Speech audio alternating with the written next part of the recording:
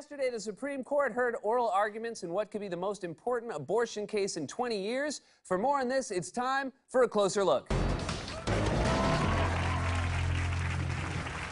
Okay, so the first thing to know is that thanks to Roe v. Wade, women have a constitutional right to abortion in America. But over the last 20 years, that right has been under attack by anti-abortion forces who think that even if they can't make abortion illegal, they can make getting one more difficult. In fact, since Roe v. Wade in 1973, states have enacted 1,074 abortion restrictions.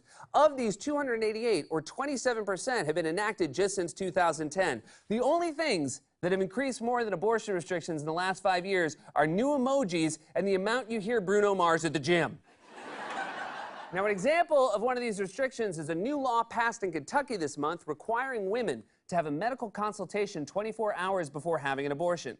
Now, the idea that you'd have to get a consultation before exercising a fundamental constitutional right seemed demeaning and sexist to many, including Kentucky state lawmaker Mary Lou Marzian, who responded by proposing a bill that would require men to, quote, have 2 doctor visits and provide a signed and dated letter from their spouses providing consent before they could obtain erectile dysfunction drugs like Viagra, which is fantastic. Honey, will you write me a note for Viagra? Actually, I wanted to do some reading this weekend, so no.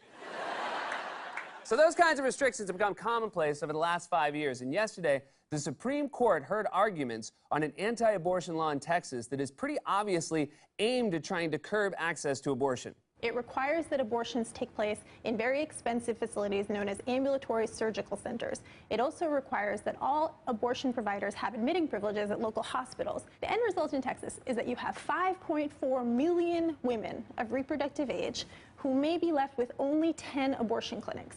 10 clinics for 5.4 million women. And making matters worse, the waiting rooms just have one Us Weekly. It's from like 1982. Before stars were like us. Now, Texas lawmakers claim the new rules are just to protect women's health and safety, but they're not. These lawmakers care about safety the way Olive Garden cares about portion control. Not at all. As Justice Elena Kagan pointed out yesterday, there are many procedures that are much higher risk. Colonoscopies, liposuctions, we could go on and on. And of course, the reason colonoscopies aren't regulated like abortions is that all men have, and some even are, ass. But Kagan was joined by the other 2 female justices in hammering away at Texas's argument that Texas was doing this for the benefit of women. Justice Sonia Sotomayor pointed out that one of the undue burdens in the law is this. Currently, for a non-surgical abortion, a woman can take 2 prescribed pills at home. But if the law stands, she has to travel 200 miles or pay for a hotel to get those 2 days of treatment.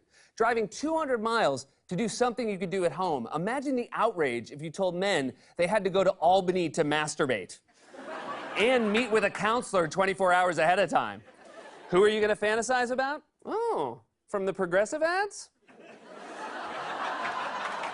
In the end, it was Justice Ruth Bader Ginsburg who, when the lawyers representing Texas continued to claim that the regulations were pro-women's health, cut to the chase and pointed out that, quote, a woman has a fundamental right to make this choice for herself, but for now, the choice is in the hands of Justice Anthony Kennedy, who's the swing vote in this case. A 4-4 vote means the Texas law stands, and women in Texas will continue to face hurdles to get health care, which isn't right.